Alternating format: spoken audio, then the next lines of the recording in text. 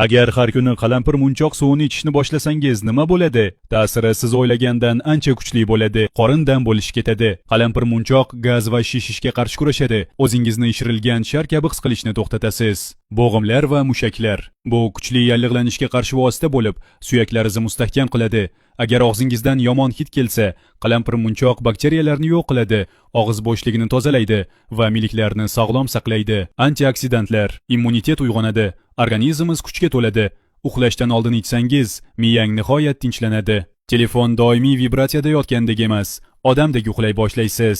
Qondagi shakarni nazoratda ushlab turadi, ayniqsa sizni ratsioningiz 90%. Ponchik va stressdan iborat bo'lsa, tanani tozalaydi, toksinlar, parazitlarni chiqaradi va jigar nihoyat azob chekishni to'xtatadi. Burun va ko'krakdagi qafasdagi balg'am, qalampir munchoq shunday tozalaydiki, xirillamasdan erkin nafas ola boshlaysiz. Kommentariyada plyus qoldiring. Men sizga qalampir munchoq qanday damlash, qanday ichish kerak to'liq ma'lumot yuboraman.